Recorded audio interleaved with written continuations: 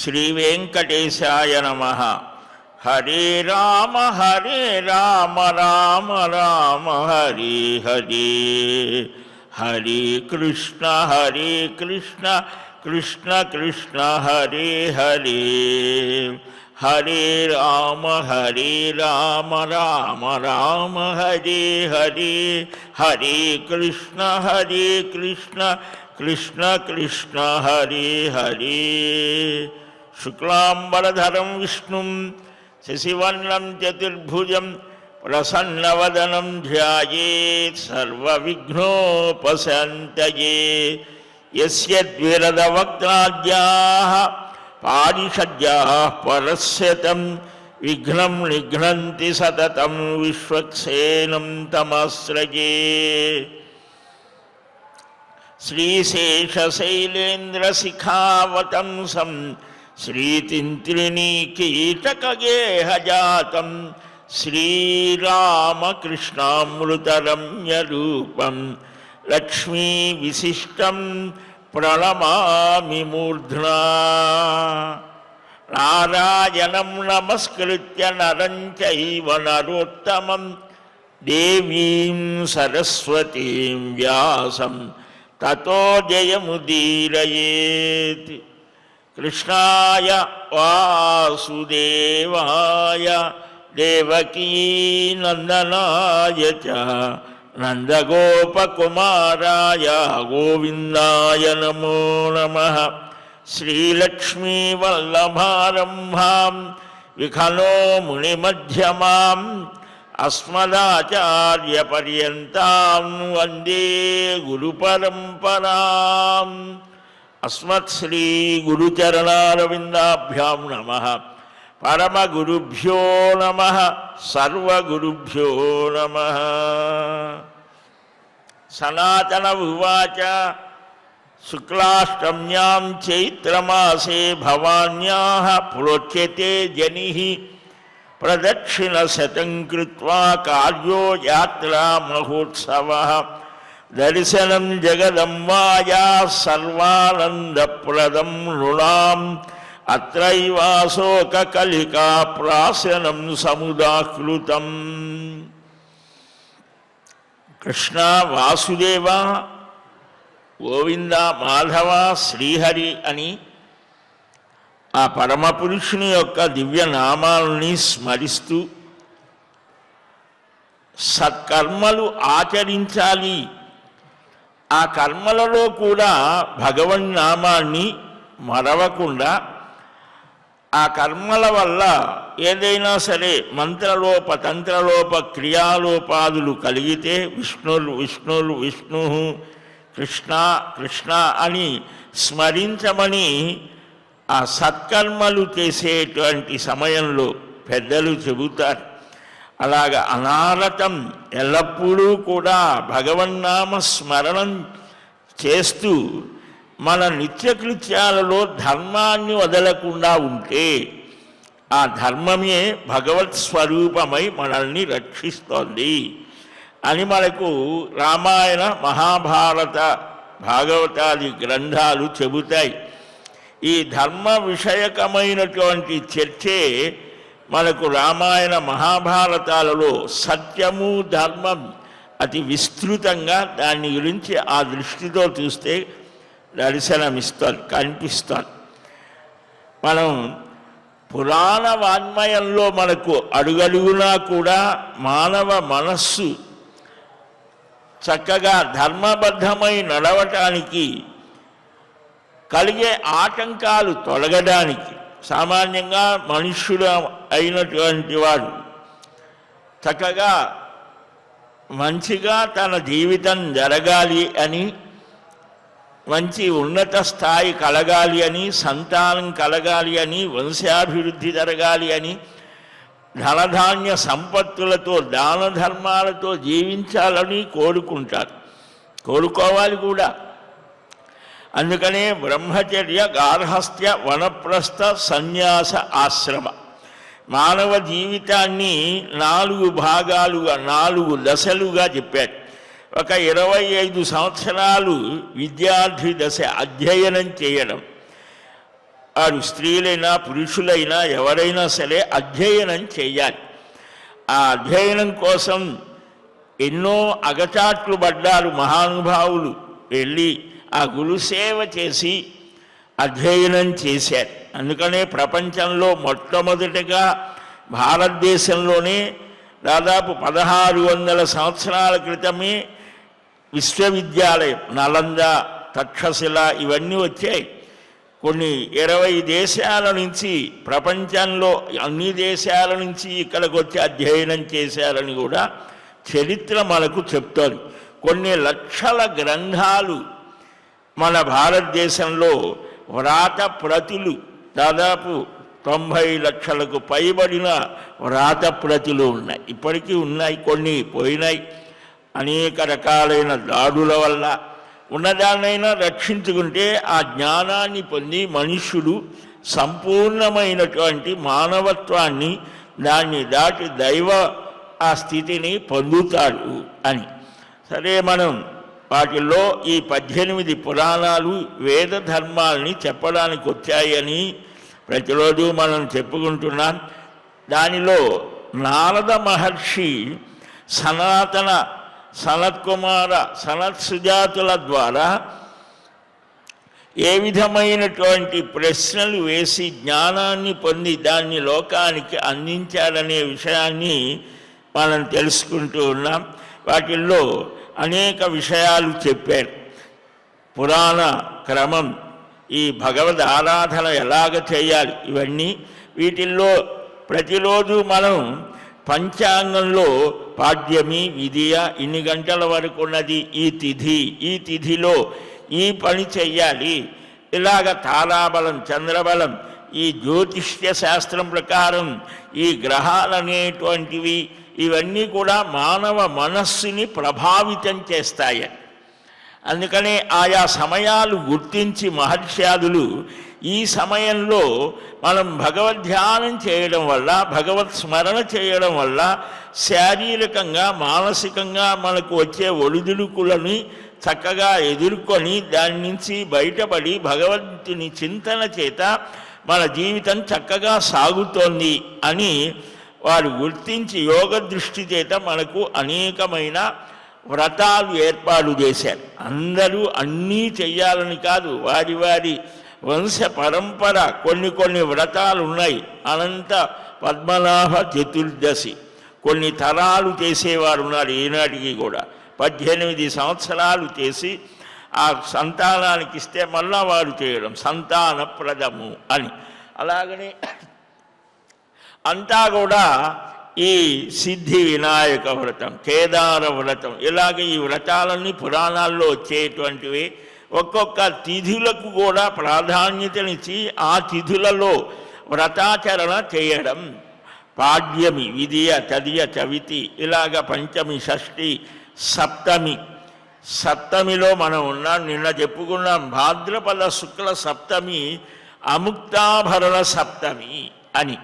ఈ వ్రతాన్ని చంద్రుడు, శంకరుడు వారిని అర్చించి సప్త ఫలాలు, 7 రకాలైన ఫలాలతో ఆరాధన చేయాలట. ఫలసప్తమి అని కూడా పేరు. నాలికేరము, ఉలుంతాకము, నారింగము, బీజపూరకము, కూష్మాండము, అంటే ఈ దీన్ని బృహతి, పూగము అనే సప్త ఫలాలు. ఈ వీటిల్ని భగవంతునికి దగ్గరగా ఉంచి సప్త గ్రంథులతో సప్తతంతు 7 దారాలని చక్కగా అర్చించి, స్త్రీలు వామకరం అంటే ఎడమ చేతికి, పురుషులు కుడి చేతికి ఆ రక్షాధారణ చేస్తారు. అలాగా చేసి ఈ సప్త ఫలాలను దానం చేయడం, ఇది ఒక వ్రతంగా చూపించారు. అలాగనే ఆశ్వయుధ శుక్ల సప్తమి శుభ సప్తమి అన్నారు. ఆ రోజున చక్కగా విప్రుల చేత స్వస్తివాచనం చేసి కపిలధేనువుని పూజించాలి. ఆ ఆవుని, గోమాతను పూజించడం. గోవు, గంగా, గాయత్రి, గీత, ఈ పంచగకారములు మనం గుర్తుపెట్టుకోవాలి అన్నారు. గోవు సర్వదేవతలు గోవులో ఉంటారు అని. ఆ గోవుని ప్రతిరోజు కూడా దర్శించి ప్రదక్షిణ చేసి, అమ్మ పాలు లేకపోతే ఆవు పాలు త్రాగితే అమ్మ పాలు ఇచ్చేటువంటి బుద్ధి శక్తి అన్నీ కూడా ఆవు పాలు ఇంకా ఎక్కువగా ఇస్తోంది అని, మేధస్సు వికసిస్తోంది అని. దేశీయమైన ఆవులు, ఆ ఆవుకి ఒక ప్రత్యేకత ఉన్నది. మహాభారతంలో గోవుని గురించి, గోదానాన్ని గురించి, గోసేవని గురించి అనుశాసన శాంతి అనుశాసన పర్వాల్లో విస్తృతంగా వస్తోంది. కాబట్టి అంతేకాకుండా వృషభములను ధర్మస్వరూపంగా భావన చేయటం, గోవుని మాతృస్వరూపంగా సకల దేవతాస్వరూపంగా భావన చేయడం మన సనాతన ధర్మంలో ఉన్నది. గంగా, మన నీటిని గంగా అంటాం. ఎక్కడ ఉన్నా ఆ నీటిని మనం గంగగా భావించి గంగా గంగేతి యమునే చైవ గోదావరి సరస్వతి నర్మదా సింధు కావేరి జలేస్మిన్ సన్నిధిం కురు అని ప్రతినిత్యం కూడా ఈ గంగాది సర్వతీర్థ జలాలను అభిమంత్రించి వాటితో స్నానం చేయటం, పానం అన్నీ కూడా చెయ్యమని మన పద్యాలు చెప్పారు. గంగా, గీత, గోవిందుడు ఆ కిరణములు కలిగినటువంటి వాడు, వేదాన్ని రక్షించినవాడు, భూమిని రక్షించినవాడు, గోవుల్ని రక్షించినవాడు. గోవింద అంటే అనేక అర్థాలు చూపించారు.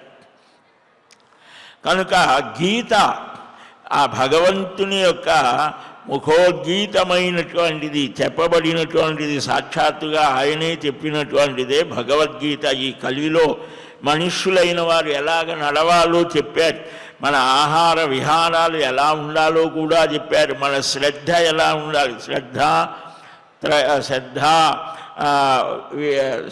శ్రద్ధాత్రయ విభాగ యోగం.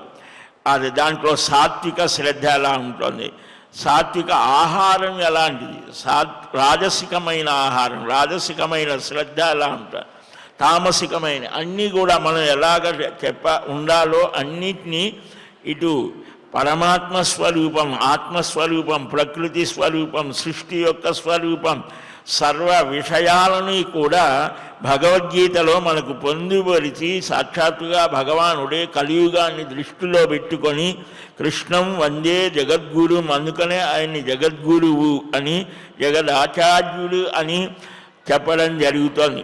భగవద్గీత కించిదధీత, కొద్దిగా అయినా సరే ఆ భగవద్గీతని అధ్యయనం చేస్తే మన జీవితానికి ఒక మార్గం సుగమమవుతోంది. సరేగా ఇలాగా ఆ గోవుని పూజించాలి, స్వస్తివాచనం చేసి ఇలాగా దానం చేయాలన్నాడు. సూర్యానుగ్రహం కలుగుతోంది, నీవు ధర్మ సంభవవు కాబట్టి జగత్తుని కాపాడు అని వేదవేత్త అయినటువంటి వానికి సదక్షిణాకంగా గోదానం చేసి నమస్కారం చేయాలి. ఆ తర్వాత కార్తీక శుక్ల సప్తమి, శాఖ సప్తమి అన్నారు. 7 కూరగాయలు, శాఖములంటే ఇవి కదా, స్వర్ణ కమలాన్ని దానం చేసి శాకాహారం తీసుకోవాలి.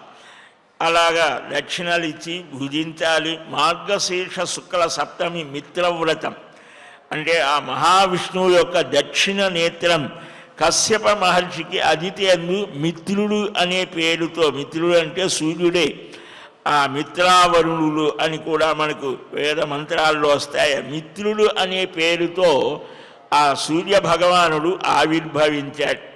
కాబట్టి ఈ తిథి రోజున ఆ మిత్ర రూపంలో ఉన్న మహావిష్ణువుని పూజించాలి అని పుష్యశుక్ల సప్తమి అభయవ్రతం అన్నారు. ఈ దాన్ని మార్తాండ వ్రతం అని కూడా అంటారు. మాఘ బహుళ సప్తమి సర్వాప్తి వ్రతం అన్నారు. ఆ రోజు కూడా చక్కగా చెయ్యాలి. అలాగనే ఈరోజు సర్వపాపహరమైన త్రిలోచన జయంతి రథసప్తమి అని మనం అంటాం కదా. ఈ సప్తమి రోజున బంగారు గుర్రాలతో కూడిన రథంలో ఉన్న సూర్య ప్రతిమని అర్చించి చక్కగా దానం చేయాలి. ఈ సప్తమి భాస్కరీ సప్తమి అని అన్నారు. జిల్లేడు ఆకులు, రేగి చెట్ల ఆకులని 7 దళాలు శిరస్సును అంచుకొని, ఇంకా భుజాలు సప్త మహాసప్త మనకు అందరికీ తెలిసినటువంటిదే. ఆరోగ్యం భాస్కరాదిచ్చేత్ అని ప్రతిరోజు కూడా మనం సూర్యుడికి ఎదురుగా నిలిచి కాసిని నీళ్లు దోసిళ్లతో తీసుకొని సమర్పిస్తే ఆరోగ్యము అని కూడా ఆ ఉదయించే సూర్యకిరణాలు అరుణారుణ కాంతులు మన శరీరం మీద ప్రసరిస్తే విటమిన్ టాబ్లెట్స్ వేసుకోక్కర్లేదు. కాబట్టి ప్రత్యక్ష నారాయణుడు సూర్యుడు ఒకానొక సమయంలో ప్రపంచమంతా మీకు ఈజిప్టులో కానీ ఇరాన్లో కానీ అన్ని ప్రదేశాలలో ఇప్పటికీ సూర్య విగ్రహాలు బయటపడుతుంది. అంటే ప్రపంచమంతా ఈ సనాతన ధర్మంలో అత్యంత విశిష్టమైన సూర్యారాధన చేసింది. వాటిని ఆటవిక మతాలు అని ఆక్రమించుకున్న మతాలు ప్రక్కకి నెట్టివేశాయి. కాబట్టి ఎప్పుడు చరిత్ర అనేది సత్యం దాగదు. ఏనాటికైనా నిజం అనేటువంటిది, సత్యం అనేటువంటిది అది ప్రపంచాన్ని ఎప్పుడూ ఆకర్షిస్తోంది. అందుకనే ధర్మస్య జయోస్తు అని అంటారు పెద్దలు. ఇలాగా ఈ సప్తమి వ్రతం, ఫాల్గుణ సప్తమి అర్కపుట వ్రతం చెయ్యాలి అన్నారు. ఇది భాస్కరారాధనం సర్వకామప్రదం. ఇక ఈ చైత్రమాసంలో అష్టమి, సప్తమి తర్వాత అష్టమి, చైత్రశుద్ధ అష్టమి భవానీ దేవి పుట్టిందిట. కాబట్టి యాత్రా మహోత్సవం చేయమన్నారు. జగదంబా దర్శనం విశేషం. అశోక వృక్షాన్ని, అశోక కలికా ప్రాసనం కూడా చెప్పారు. పునర్వసు నక్షత్రంతో కూడినటువంటి చైత్రశుద్ధ అష్టమి ఇంకా విశేషం. అలాగనే వైశాఖ శుద్ధ అష్టమి అపరాజిత దేవిని ఆరాధించాలి. శర్కరామయం అంటే చక్కెరతో నివేదన సమర్పించి నవమి రోజున కన్యకలని, వివాహం కానటువంటి కన్యకలని పూజించి వారికి భోజనాన్ని పెట్టాలి అని కూడా చెప్పారు. జ్యోతిర్మయ విమానంలో సూర్యునిలాగా ప్రకాశిస్తాడు అని, దీనివలన జ్యేష్ఠ బహుళ అష్టమి కూడా అమ్మని పూజించాలి. ఆషాఢ శుక్ల సప్తమి కూడా ఇలాగా ఆరాధన చేయాలి. శ్రావణ శుక్లాష్టమి పాలతో స్నానం చేయించి నివేదన చేయాలి. శ్రావణ బహుళాష్టమి కూడా విశేషమైనటువంటిది. ఆ 10 కృష్ణ తులసి దళాలతో కృష్ణ, విష్ణు, అనంత శ్రీకృష్ణ భగవాను ఆ శ్రావణ బహుళాష్టమి, కృష్ణాష్టమి అంటాం కదా, తులస్యాః కృష్ణవర్ణాయా దళైర్దశభిరర్చయేత్ కృష్ణం విష్ణుం తథానంతం గోవిందం గరుడధ్వజం దామోదరం హృషీకేశం పద్మనాభం హరిం ప్రభుం ఏతైశ్చ నామభిర్నిత్యం కృష్ణదేవం సమర్చయేత్ నమస్కారం తతః కుర్యాత్ ప్రదక్షిణ సమన్వితం ఏవం 10 దినం కుర్యాత్ వ్రతానాముత్తమం వ్రతం ఆలౌ మధ్యే తథా చాంతే హోమం కుర్యాత్ విధానతః కృష్ణమంత్రేణ అరుణాష్టోత్తరం శతం అని ఇలాగా బహుళాష్టమి శ్రావణ మాసంలో వచ్చేటువంటిది 10 ఫలాలు చెప్పారట. ఉపవాసాన్ని సంకల్పించి స్నానం చేసి నిత్యకర్మలు చేసి కృష్ణ తులసి, ప్రతి ఇంటిలో కూడా తులసి చెట్టు ఉండాలి. అది కూడా ఆరోగ్యప్రదమే. ఈనాడు మనం పసుపు, తులసి ఇవి ఏవైతే ఉన్నాయో అవన్నీ పేటెంట్ హక్కుల కోసం తన్నుకుంటున్నారు. మనం ఇంటిలో వాడుకునే చూసేటువంటిది మనకు రోజు చూస్తుంటే అతి స్నేహ అని అవజ్ఞ, మనం రోజు చూస్తుంటే ఇవేమిట్లే అనిపిస్తాయి. కానీ ఇవాళ ఈ రోజున ఇవే చాలా గొప్పవి. అందుకనే మనకు ఆడవాళ్ళు పసుపు కాళ్ళకు రాసుకోవటం, ముఖానికి శుక్రవారం వస్తుంది అని అంటే స్త్రీలంతా దాదాపు 10-15 ఏళ్ల క్రితం వరకు కూడా ఈ తిరుపతి ప్రాంతంలో ముఖమంతా పసుపు రాసుకునేవారు. శుక్రవారం వస్తే కాళ్ళకు పసుపు రాసేవారు. అరే ఇప్పుడు రాసేవారు, రాస్తున్నారనుకో. అది ఆరోగ్యప్రదం. స్త్రీ యొక్క శరీర స్థితి, పురుషుని యొక్క శరీర స్థితి భిన్నంగా ఉంటుంది కాబట్టి వారికి ఆరోగ్యం. అలాగనే పురుషులకు కూడా ఈ కొన్ని నియమాలు చెప్పారు. అది ఆరోగ్యం, ఆధ్యాత్మిక వికాసం రెండూ కూడా. కనుక ప్రతివాడు కూడా ఆ ముఖాన బొట్టు పెట్టుకోవడం కూడా ఆ ప్రతిదానికి ఊర్ధ్వపుండ్రము అని అన్నారు. ఇది ఆ ముఖానికి అన్ని నరముల యొక్క గుత్తి. ఈ ఆ కనుబొమల మధ్య మనం ఆ బొట్టు పెట్టడం వల్ల ఈ తెల్లటి దానివల్ల ఈ ఎరుపో పసుపో ఇలాగా అవి లక్ష్మీప్రదం అన్నారు. ఈ తెలుపు అనేటువంటిది మహావిష్ణువుకి సంకేతం. మధ్యలో ఉన్నటువంటి ఆ పసుపు అనేది లేదా ఎరుపు అనేటువంటిది మహాలక్ష్మీ స్వరూపంగా చెప్పారు. ఇది విష్ణు స్వరూపం, అది లక్ష్మీ స్వరూపం. అది ఆ పాదాలు ఆ అమ్మ యొక్క దివ్యమైనటువంటి స్మృతిని కలిగిస్తాయి. అలాగనే ఈ కుంకుమ రెండు కనుబొమల మధ్య ఎప్పుడు పెట్టినా ఆ కనుబొమల మధ్య స్పృశించడం వల్ల ఆజ్ఞాచక్రాన్ని స్పృశించడం అవుతోంది. అది చక్కగా వికసిస్తే సకల జ్ఞానప్రదం యోగ స్థితిలో కూడా చాలా గొప్ప విశేషం చెప్పాడు. అంతేకాకుండా మనం ఆలోచించి ఆ శరీరం అంతా కూడా ఉష్ణాన్ని అంటే వేడి బాగా ఉంటుంది, ఆ వేడిని చల్లబరుస్తోంది. అలాగనే ఈ భూతిరైశ్వర్యం అని ఈ విభూతిని ధరిస్తారు కొందరు, అది కూడా ఆవు పేడ అవి చక్కగా కాల్చినటువంటి ఆ బూడిదలో ఇంకా ఏవో కొన్ని కలిపి ధరిస్తారు. దానికి ఆధ్యాత్మికంగా ఆరోగ్యంగా మనం చేసే ప్రతి పని కూడా శుక్రవారం అందుకని ఈ తోరణం కట్టడం, ఈ గడపకు పసుపు రాయడం క్రిమి సంహారకం, అలాగే ముగ్గులు వేయడం, ఈ ఏవేవో కెమికల్స్ కాకుండా ఈ బియ్య పిండితో ముగ్గు వేయడం చేత ఆ చీమలు వాటన్నిటికీ ఆహారం అవుతుంది. అంతేకాకుండా మనకు ఒక ఎక్సర్సైజ్ అవుతుంది. అంతేకాదు దానిలో ఆ చుక్కలు పెట్టి వేయడం ఎంత సైన్స్ ఉంది, దాంట్లో ఎన్ని విశేషాలు ఉన్నాయి. మంత్రశాస్త్రంలో కూడా ఈ ముగ్గులు ఇవన్నీ కూడా చాలా విశేషం. అందుకనే మనం చేసే ప్రతి చిన్న పని ఆచారానికి వెనుక ఎంతో విజ్ఞానమైనటువంటి స్థితి ఉన్నది.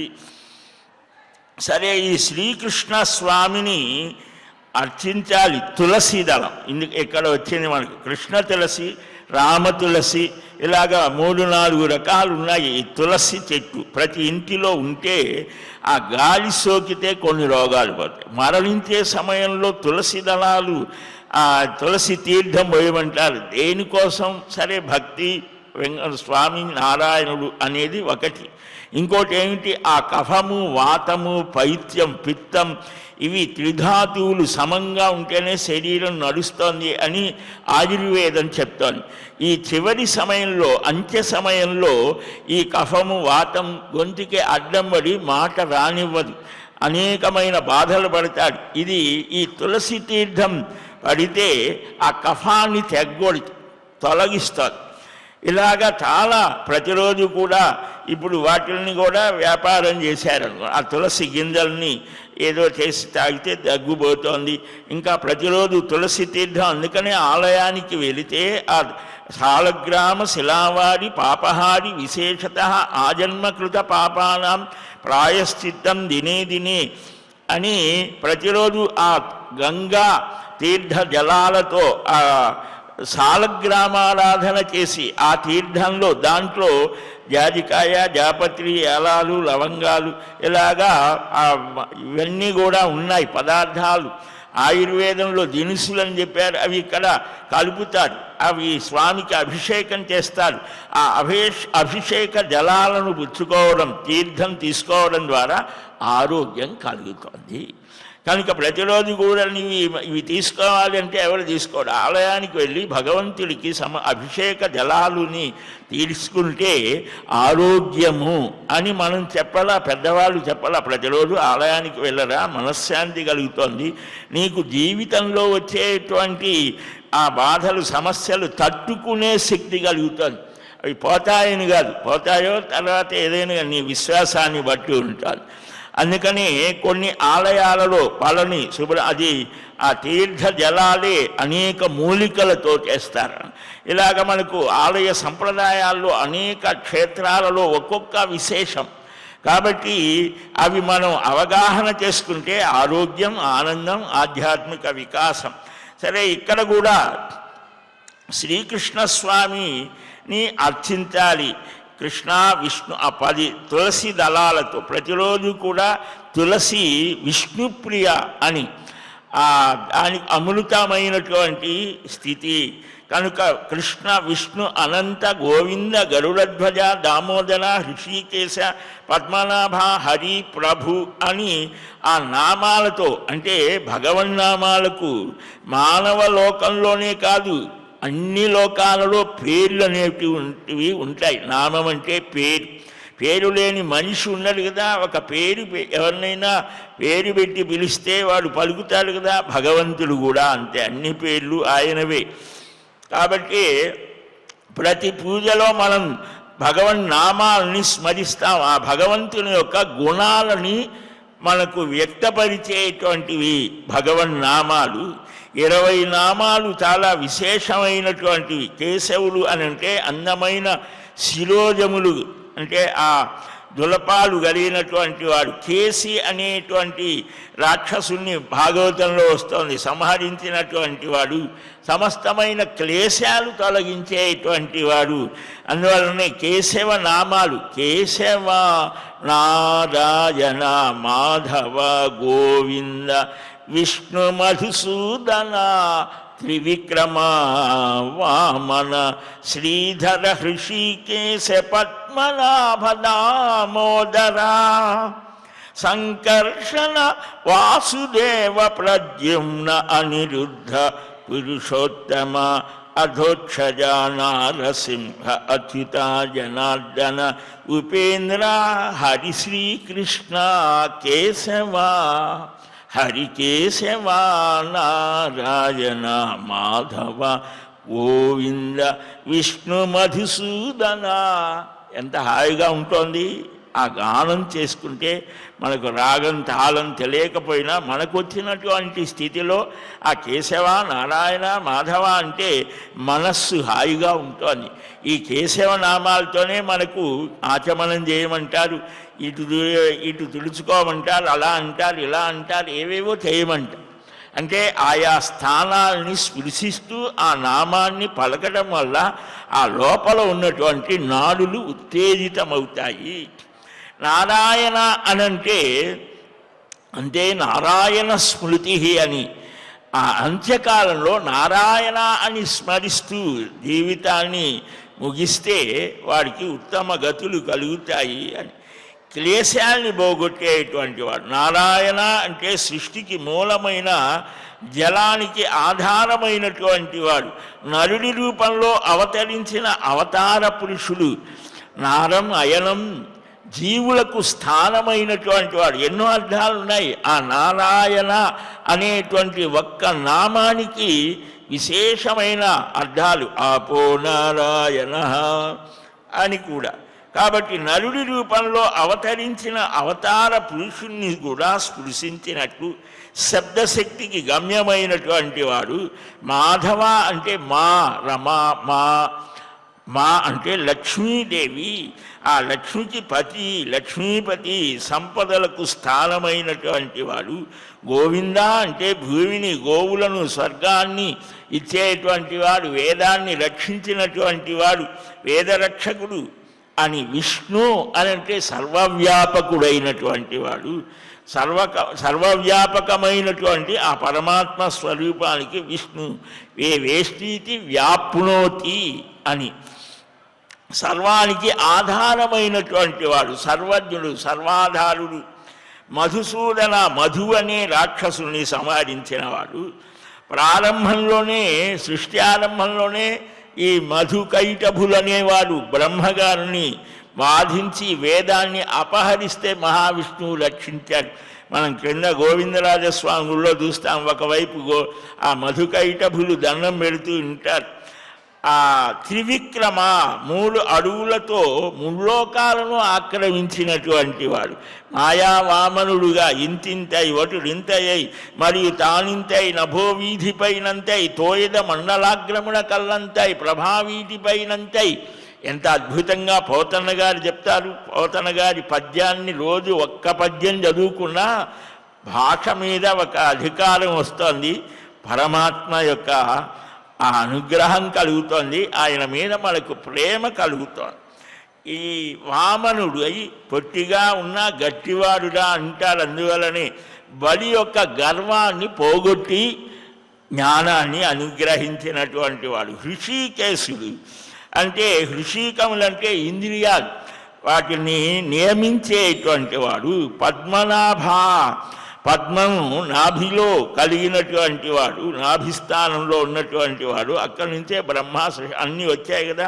చూడండి, ఒక్క పదాన్ని మనం చక్కగా ధ్యానం చేస్తే, ఆలోచిస్తే ఎంత విస్తృతమైనటువంటి వాన్మయం అంతా మన కళ్ళ ముందు నిలబడాలి ఒక్క నామానికి.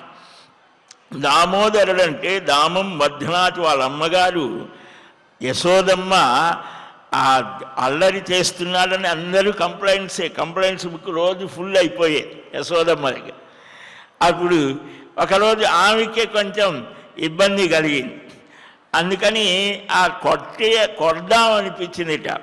5 ఏళ్ల పిల్లవాళ్ళని కొంచెం మంచి అల్లరి చేయటం మంచిదే, అది శృతి మించితే కష్టం కదా. అందుకని కట్టేద్దాం అనుకున్నది. ఎక్కడ దొరికితే కదా మనవాడు చిక్కడు సిరి కౌగిటిలో. పోతన్న గారు చాలా అద్భుతంగా ఎవరికి చిక్కడు, రెక్కడు చిక్కినట్టుగా ఉంటాడు. దేనికి చిక్కుతాడయ్యా? భక్తికి చిక్కుతాడు. భక్తివశ పురుష.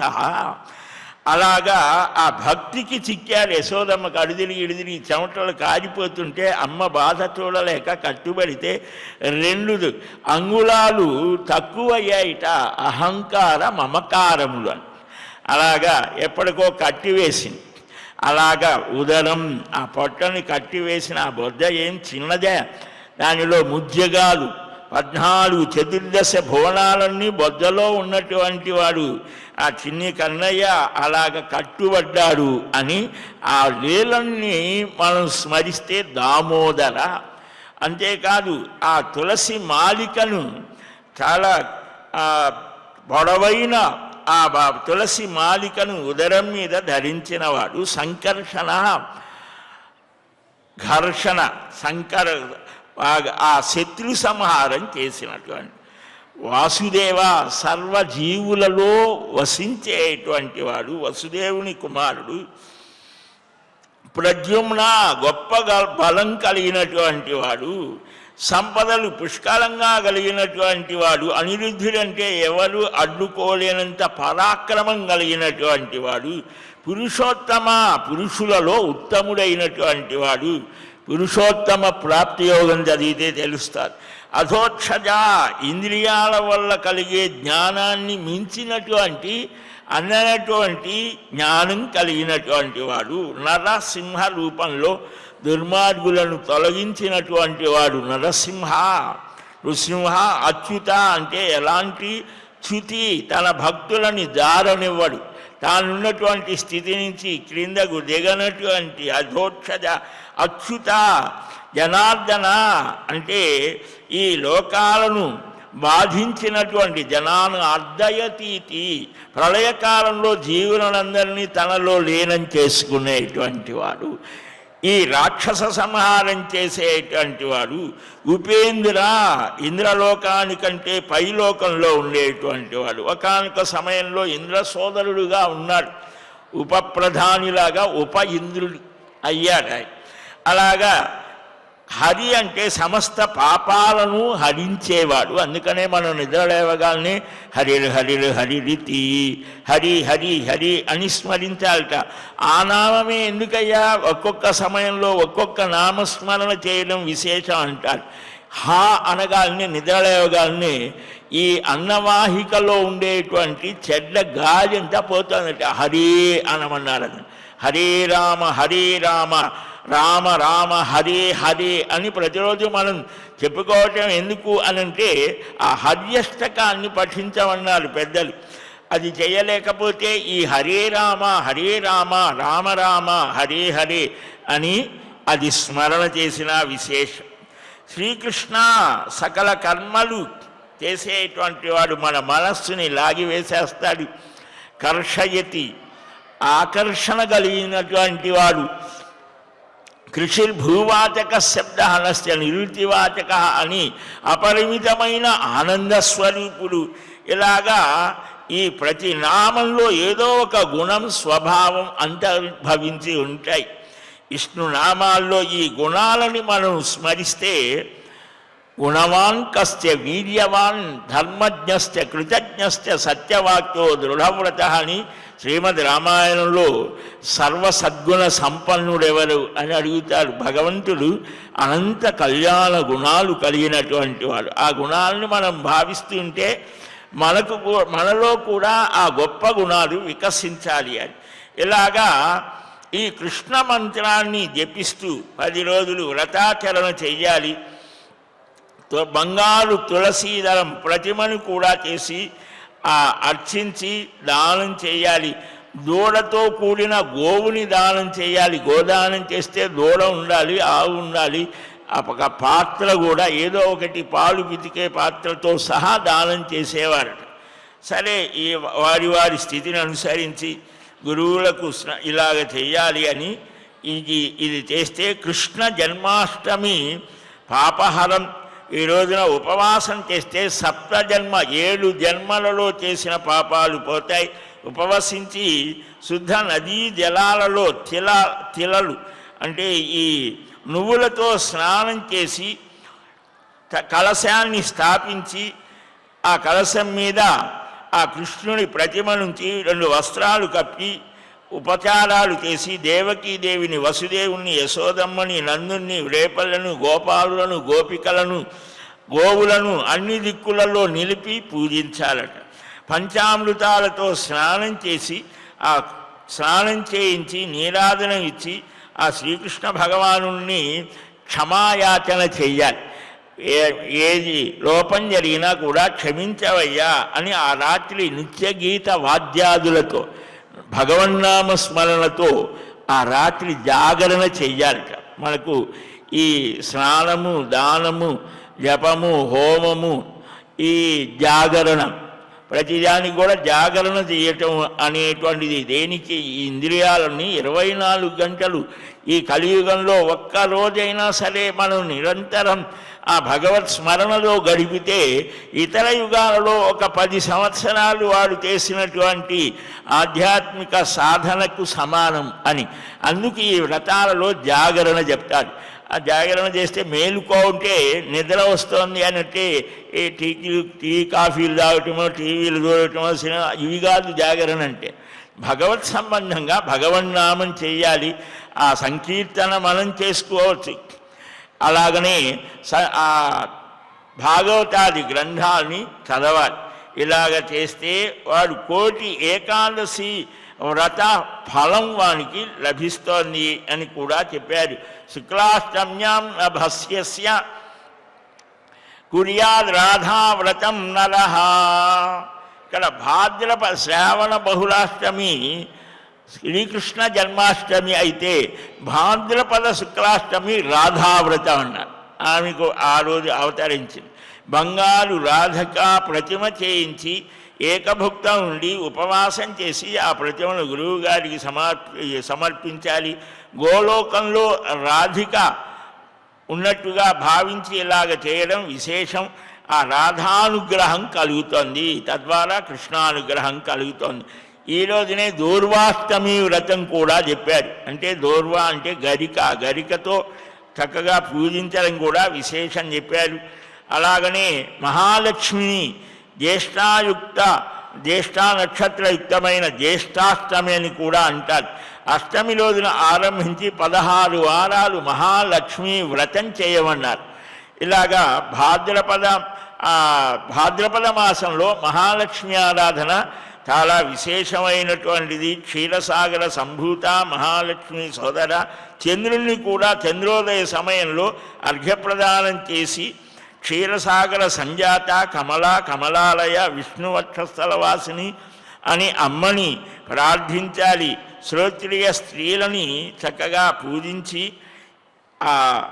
వ్రతాన్ని చేస్తే ఇలాగా లక్ష్మీ లోకాన్ని కూడా పొందుతారు అన్నారు. ఈ అష్టమిని అశోకాష్టమి అని కూడా అశోక వృక్షాన్ని పూజించాలట. ఆశ్వయుధ శుద్ధాష్టమి మహాష్టమి అని అన్నారు. కార్తీక బహుళాష్టమి ఈ రోజున పార్వతితో కూడిన పరమేశ్వరుని పూజించాలి. కార్తీక శుద్ధాష్టమి గోపాష్టమి అని కూడా అన్నారు. గోపూజ, గోగ్రాసం, గో ప్రదక్షిణం, గవానుగమనం, గోదానం ఈ రోజున కార్తీక బహుళాష్టమి విశేషం. మనకు పంచాంగాల్లో క్యాలెండర్లో కూడా రాస్తూ ఉంటారు గోపాష్టమి అని. ఆ కార్తీక మాసంలో ఆ రోజు చక్కగా గోపూజ విశేషం. మార్గశీర్ష కృష్ణాష్టమి అనఘ, అనఘుడు అనే దేవతలను దర్భలతో తయారు చేసి పూజ చేయాలి అన్నారు. ఇలా పుష్య శుక్లాష్టమి కూడా పితృదేవతారాధన విశేషం. ఇలాగా అష్టమి అనేటువంటిది విశిష్టంగా చూపించారు. ఆ తర్వాత నవమి రోజున అంటే ఏమిటి, ప్రతి ఆ తిథి విశేషమే. ప్రతి తిథికి ఒక వ్రతం చెప్పారు, ప్రతిరోజు ఒక వ్రతం చెప్పారు. అంటే మాకు ఇంకేం పని పాట లేదనుకుంటారేమో, కానీ మహర్షుల యొక్క దృష్టిలో ఏమిటంటే కాలం చాలా విలువైనటువంటిది. ప్రతి క్షణము విలువైనటువంటి ఆ కాలాన్ని కేవలం ఆహార సంపాదనమో లేకపోతే లోకస్థితిలో ఉండటం కోసమో కాకుండా భగవద్ధ్యానంలో భగవత్ చింతనలో గడిపితే మానవ జన్మ సార్థకమవుతోంది. ఇతరమైన పశుపక్షి మృగాదుల జన్మలో ఇవన్నీ అయిపోయినాయి మనకి. కాబట్టి అయితే అవి వదులుకోలేక మనం ఈ దీంట్లో వాటి వెంట పడుతూ ఉంటాం. ఈ జన్మ యొక్క లక్ష్యం ఏమిటి అని గుర్తించడమే మానవ జన్మలో ఉన్నటువంటి ఆ బుద్ధి, వివేకం, జ్ఞానం అవి ఇచ్చినటువంటి కారణం. అది మాట్లాడే శక్తి, ఆలోచించే శక్తి మనుష్యుడికే ఉన్నాయి, వాటికి కూడా ఉన్నాయి, మాట్లాడే శక్తి లేదు. మనకంటే గొప్ప జ్ఞానం పశుపక్షాదులకు కూడా ఉన్నాయి. అది మనకు ఆ అహంభావన పోవడం కోసమే మార్కండేయ మహాపురాణంలో పక్షుల చేత చెప్పిస్తారు సమాధానాలు. అంటే ఆ మహర్షులు కూడా పశు జన్మ, మనుష్య జన్మ కంటే కూడా పశుపక్షాది జన్మలలో చాలా తక్కువ స్థితి ఉంటుంది. అయినప్పటికీ కూడా ఆ స్థితిలో ఉండి వారు సాధన చేస్తారని కూడా చెప్పారు. అందుకనే వేటిని మనం కించపరచకూడదు.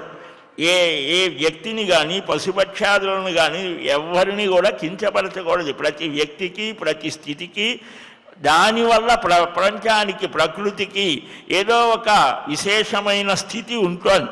కాబట్టి ఆ దృష్టితో మనం భగవన్మయంగా చూడాలి అని చెప్పారు. రేపు క్రమంగా ఆ విశేషాలు గ్రహిద్దాం.